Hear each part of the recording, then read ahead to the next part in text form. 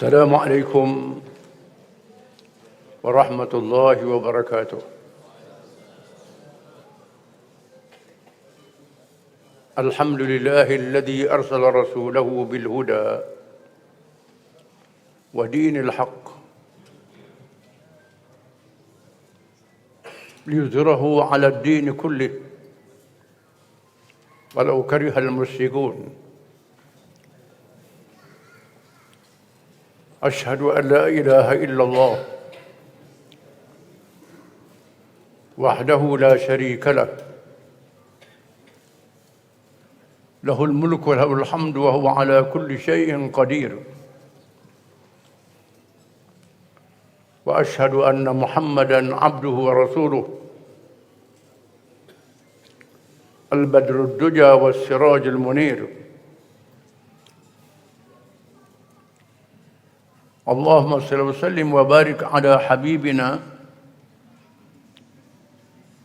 وشفيعنا وإمامنا محمد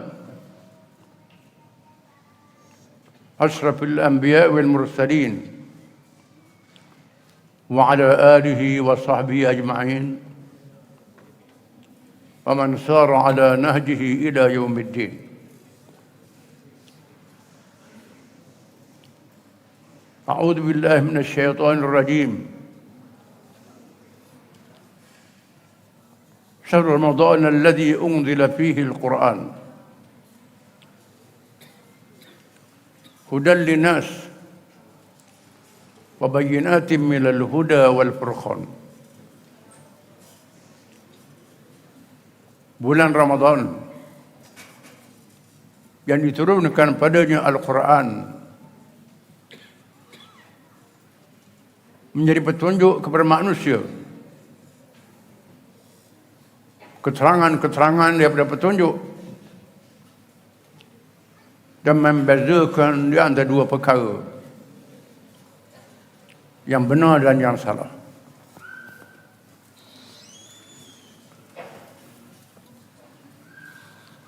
Sahibul Fadilah Dr. Mahfuz Muhammad, Alim Majlis Syura Ulama, yang berhormat Ananda Dr. Muhammad Khalil,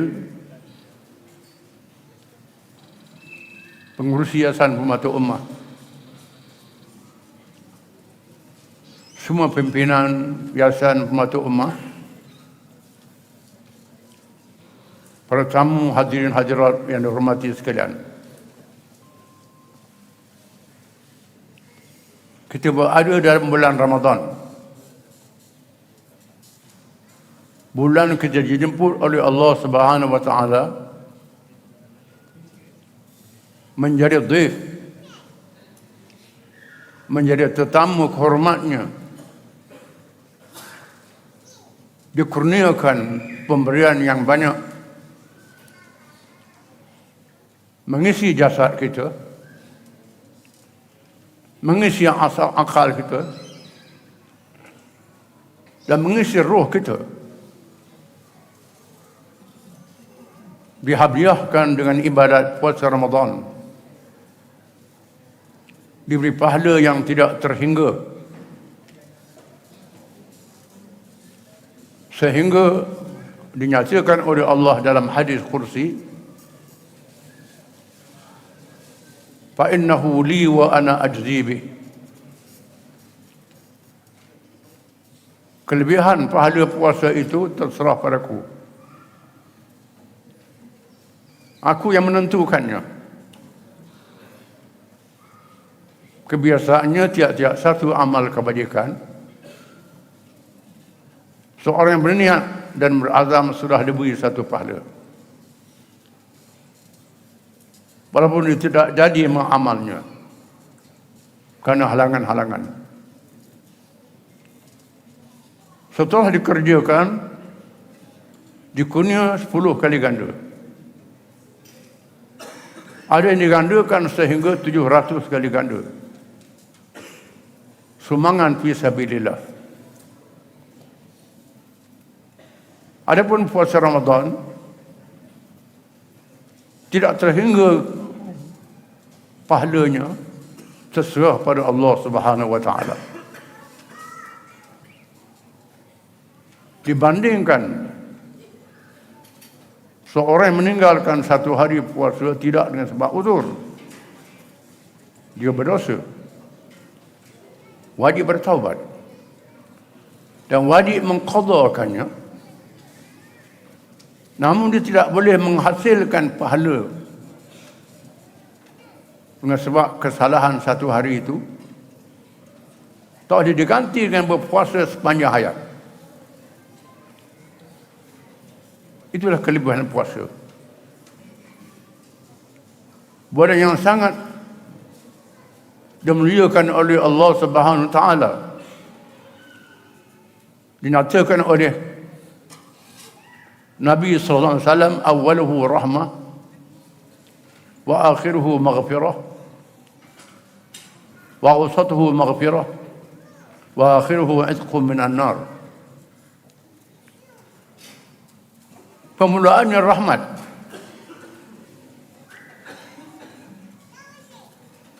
pertengahannya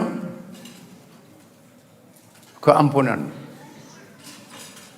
penghujungnya dimerdekakan daripada api neraka. Itulah kelebihan Ramadan. Allah memilih di bulan yang mulia ini diturunkan Al-Quranul Karim, mukjizat ilmu yang diberi kepada Nabi sallallahu alaihi wasallam untuk dunia akhir zaman.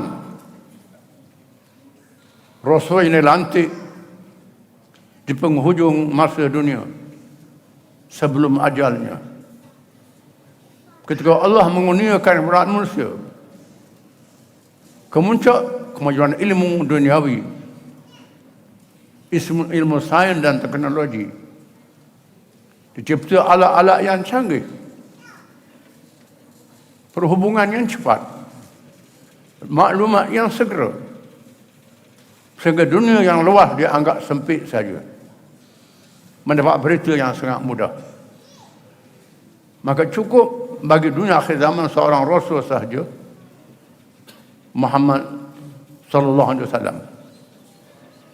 Berbeza dengan Rasul sebelumnya, diutuskan untuk zamannya sahaja, untuk kaumnya sahaja, untuk wilayahnya sahaja. Allah kurniakan mukjizat ilmu kepada Nabi sallallahu alaihi wasallam untuk mencabar manusia yang berbangga dengan ilmunya. Firman Allah Ta'ala, wa in kuntum fi raibin mimma nazzalna ala 'abdina fa'tu bi suratin min mithli wad'u shuhada'akum min dunillah in kuntum sadiqin fa in lam taf'alu wa lan taf'alu fattaqun nar allati waquduha an-nas wal hijara uiddat lil kafirin. Dan jika sekiranya kamu ragu, syak tidak percaya terhadap kitab yang kami turunkan kepada hamba kami Muhammad sallallahu alaihi wasallam, silakan membuat satu surah sepertinya. Satu surah sahaja yang pendek pun tak mengapa.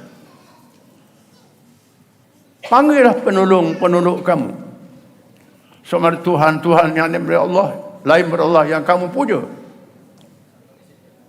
pemimpin-pemimpin yang kamu sanjung, ilmuwan yang kamu anggap bijak sangat. Dalam segala lapangan, kumpul mereka semua, sila buat satu surah seperti Al-Quran. Jika kamu adalah orang-orang yang benar untuk menolak Al-Quran ini, maka jika sekiranya kamu tidak dapat melakukannya, dan kamu tidak akan dapat melakukannya,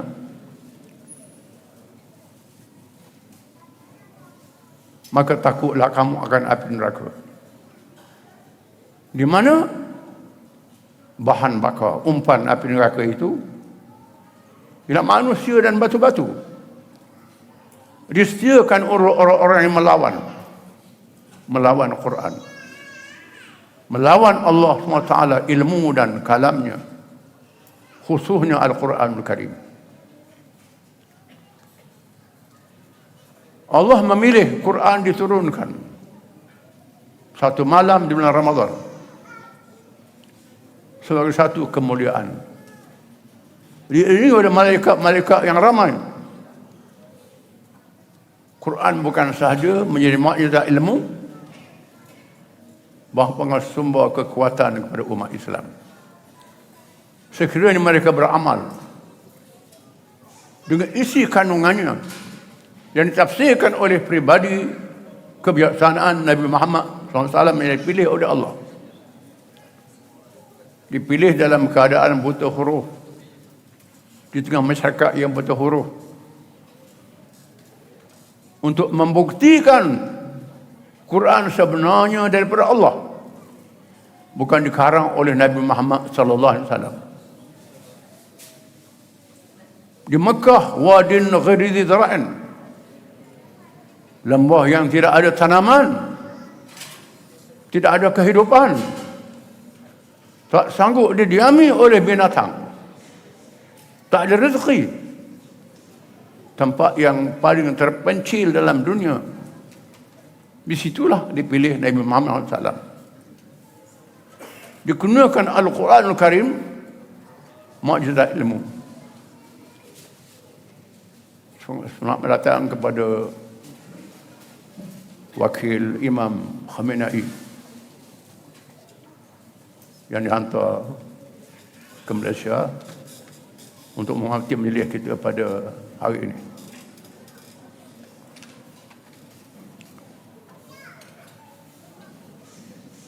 Quran adalah ilmu, mukjizat ilmu, ilmu agama dan ilmu dunia yang tidak berpisah.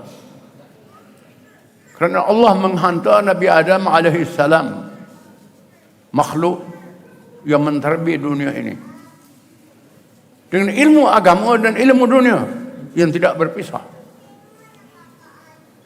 Bukan ditunjukkan Adam AS betapa para malaikat yang taat kepada Allah Subhanahu Wa Taala melakukan ibadah. Ditunjukkan iblis yang celaka menentang Allah Subhanahu Wa Taala. Diberi kepadanya ilmu dunia. Wa 'allama Adam al-asma'a kullaha. Dia ajar kepada Adam nama-nama seluruhnya yang berkait dengan dunia. Malaikat tidak mengetahuinya. Malaikat mengaku kalah bila melihat ilmu Nabi Adam AS. Qalu subhanaka la ilma lana illa ma 'allamtana innaka antal alimul hakim. Mereka berkata, wahai Tuhan kami, Maha suci Engkau, tak ada ilmu pada kami melainkan apa yang Engkau ajar pada kami. Engkau Maha mengetahui lagi Maha bijaksana.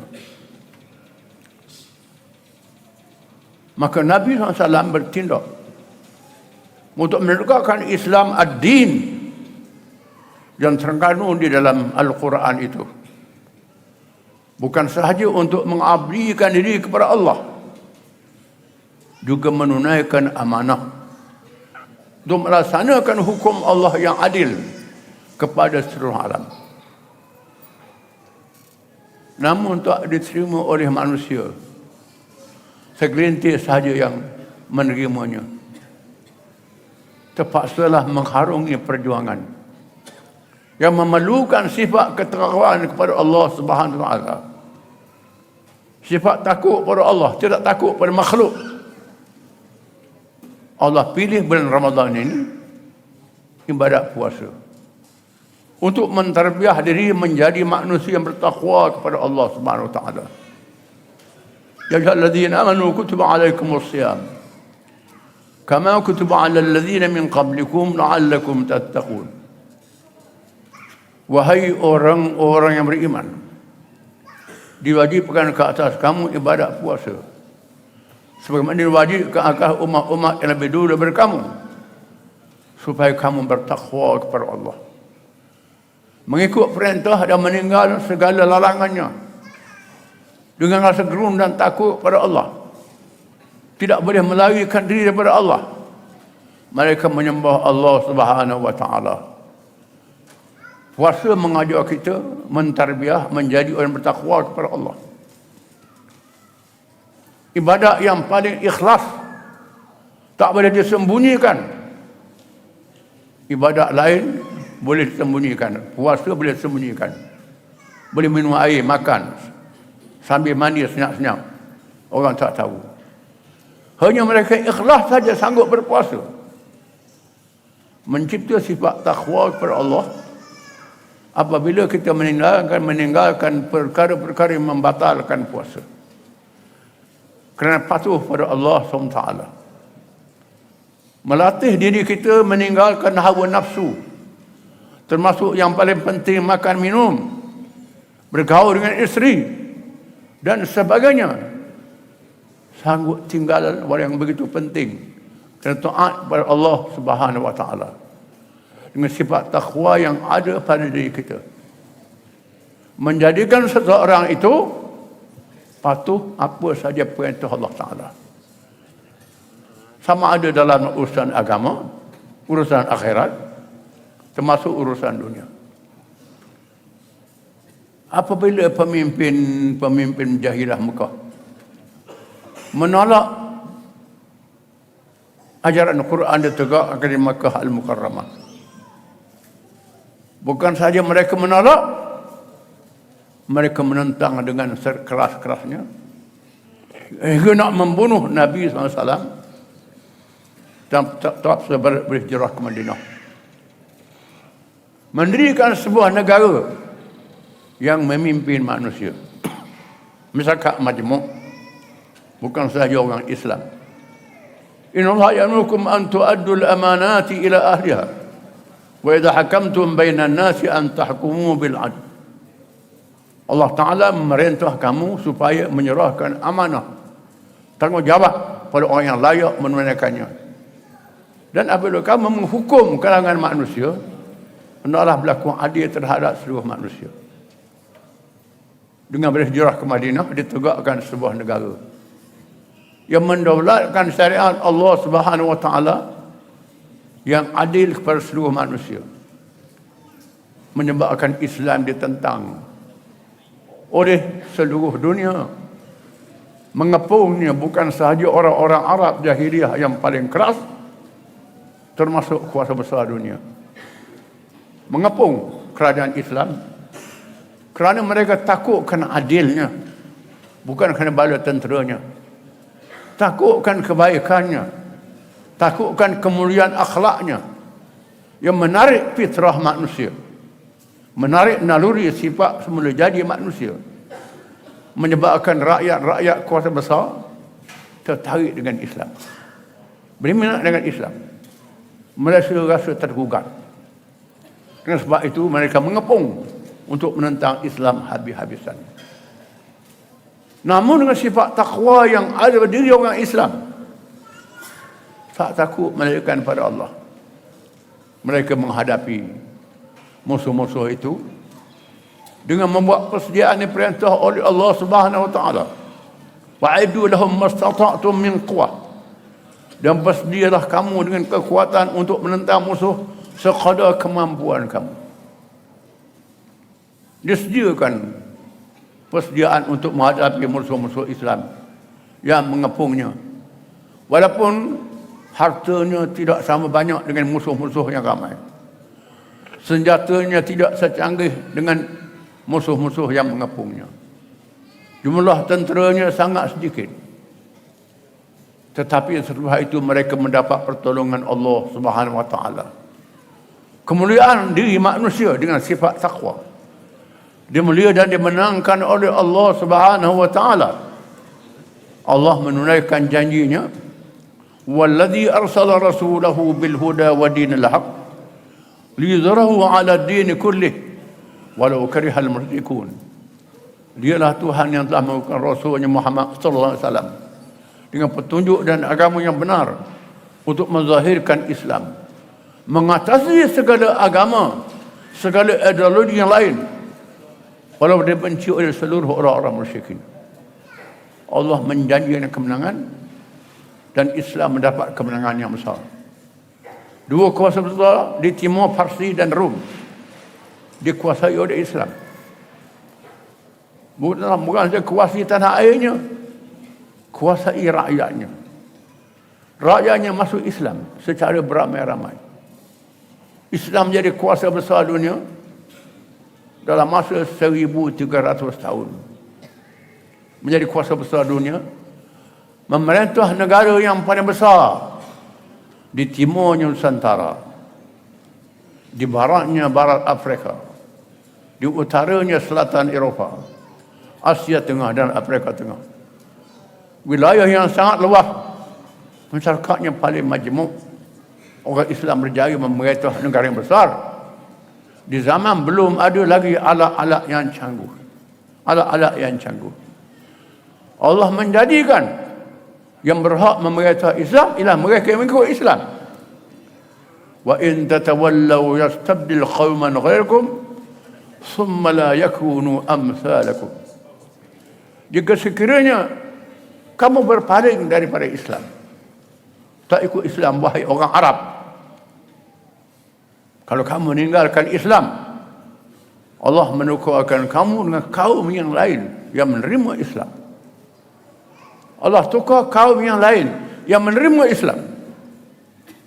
Akan berlaku di akhir zaman. Dijanjikan oleh Nabi SAW. Diriwayatkan oleh Al-Bukhari dan Muslim. Di masa itu, sahabat bertanya, "Man hum ya Rasulullah?" Siapa mereka Rasulullah? Di sisinya ada Salman Al-Farisi radhiyallahu anhu. Salman Al-Farisi ada dekat. Sahabat tanya 3 kali, "Man hum ya Rasulullah?" Man hum? Nabi memegang jasad Salman dan berkata, "Innahum min qaumi hadha. Law kana indi bil Suraya lanalahu rijaluhum min al-Furs." Mereka daripada kaum ini. Sekiranya Islam ad-din berada di bintang Suraya, mereka dicapai oleh beberapa tokoh daripada negara Parsi. Disebut dalam hadis yang sahih. Dalam hadis yang sahih. Ini berlaku. Menyebabkan Islam mengadakan hubungan dengan Parsi. Ini dinamakan Iran. Bukan saya nak mengampu ni di hati Nabi SAW. Ini berlaku. Ada 2 orang sahabat. Salman Al-Farisi, sahabat yang berilmu yang strategik, dan Bazan, gubernur Parsi di Yaman yang masuk Islam, dilantik menjadi gubernur di Yaman oleh Nabi SAW. Hubungan yang awal, dan Allah melahirkan ulama-ulama dalam urusan agama dan urusan dunia. Di situ lahirnya ulama-ulama yang kita tahu, Imam Ghazali, Imam Abu Hanifah daripada Parsi, termasuk Imam Ash-Shirazi, pengarang kitab Al-Muhadzab yang dikarang syarahnya Imam Nawawi, syarah Muhadzab kitab Majmu' dari Parsi. Bukan satu mazhab, ilmuwan dalam segala bidang perbuatan, bidang angkasa lepas dan bidang-bidang yang lain. Islam telah mengumpulkan ilmu daripada berbagai bangsa sehingga terciptanya hadarah Islamiyah, tamadun Islam, dan Islam jadi kuasa besar dunia.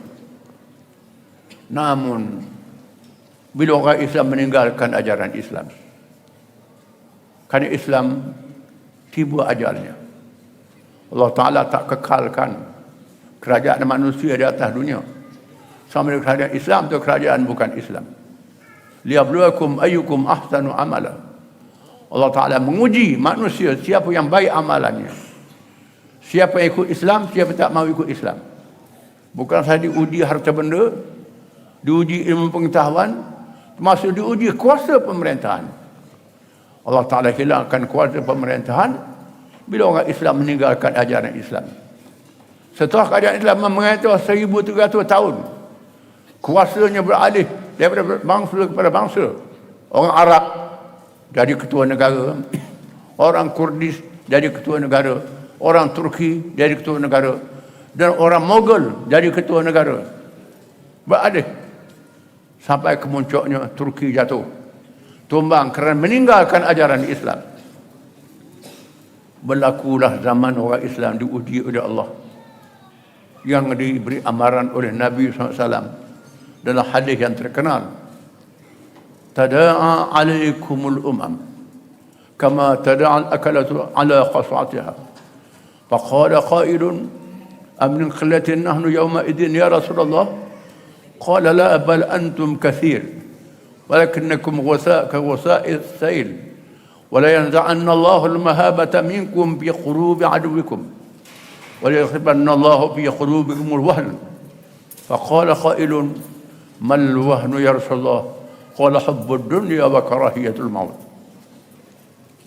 Akan tiba masanya kamu umat Islam akan dikelilingi oleh musuh-musuh kamu. Laksana orang mengelilingi hidangan yang lazat. Mereka bukan saja menjamah, mereka menyubit, mereka meratah, menggigit dan menelan makanan-makanan itu. Orang Islam akan menerima nasib. Mereka ditelan, dimamah oleh musuh-musuhnya. Para sahabat bertanya kepada Rasulullah, adakah jumlah kita masa itu sedikit? Jawab Rasulullah, tidak, jumlah kamu ramai. Tapi laksana banyaknya sampah sarap dan buih yang dihanyut oleh air banjir. Allah menghilangkan rasa hebat pada kamu yang ada dalam hati-hati musuh kamu. Dan Allah campakkan dalam hati kamu perasaan hina, al-wahan. Sahabat bertanya, apakah penyakit al-wahan hina itu? Hubbud dunya wa karahiyatul maut. Terlalu sayangkan dunia dan takutkan mati. Orang Islam sayangkan dunia, mengejar kemewahan dunia, macam kaum Yahudi yang dilaknat oleh Allah Subhanahu wa taala. Orang Islam sayangkan dunia terlalu melampau. Tak mengapa kita cari dunia, tapi jangan dunia menjadi matlamat. Jangan dunia menjadi sebab-sebab kehidupan kita. Dunia adalah jambatan untuk menuju ke akhirat. Dunia tempat kita berada menyediakan persediaan untuk bekalan akhirat. Bukan mesti tinggal dunia. Apa yang salah terlalu kasih melampau terhadap dunia dan takutkan mati. Bila tahu mati mesti ada, tapi kerana kasihkan dunia, banyak maksiat melampau menyebabkan mereka takutkan mati, menjadi bangsa yang penakut, sehingga dunia Islam dijajah oleh musuh satu demi satu, dipecah-pecahkan oleh musuh satu demi satu, dipecah-pecahkan mengikut kaum dan mazhab, berpecah umat Islam dengan perpecahan yang dahsyat. Namun Allah menjanji Islam dipeliharakan. Allah Ta'ala memelihara cara Islam tidak padam. Walaupun dibenci oleh orang kafir, cara Islam cara yang tak padam. Allah menjanjikan akan ada kumpulan orang Islam yang mempertahankan Islam sehingga hari kiamat. Wal takum minkum ummatun yad'una ilal khair wa ya'muruna bil ma'ruf wa yanhauna 'anil munkar wa ulaika humul muflihun. Hendaklah ada kalangan kamu satu kumpulan kalangan orang Islam yang berdakwah kepada kebajikan seluruh ajaran Islam, yang menyuruh, bukan menyuruh dengan lidah saja, menyuruh dengan kuasa pemerintahan, yang menyuruh kepada yang baik dan mencegah kemungkaran. Mereka itulah yang mendapat kemenangan. Akan ada kalangan orang Islam, kumpulan-kumpulan yang bangkit menegakkan Islam di seluruh dunia Islam. Akan ada. Alhamdulillah, tiap-tiap negeri Islam ada kumpulan Islam yang memenuhi ciri-ciri yang dinyatakan oleh Allah. Ad-da'batu ilal khair, mengajak kepada Islam yang menyeluruh, kebajikan yang menyeluruh. Al-amru bil ma'ruf wan nahyu 'anil munkar, menyuruh pada yang baik dan mencegah kemungkaran. Akan ada kalangan umat yang berjuang ke arah ini. Alhamdulillah, kumpulan ini ada. Dan Allah menjanjikan ada masa untuk Islam. Ada masa untuk Islam, untuk bangkit. Ini dijanjikan oleh Allah. terpulang kepada umat Islam yang berada di negeri masing-masing. Maka umat Islam berada di masing-masing di mana bumi dia berpijak. Di situlah bumi dia menegakkan Islam. Berjaya tak berjaya bukan urusan kita. Itu urusan Allah Subhanahu Wa Taala. Bukan kerja kita, itu kerja Allah Taala.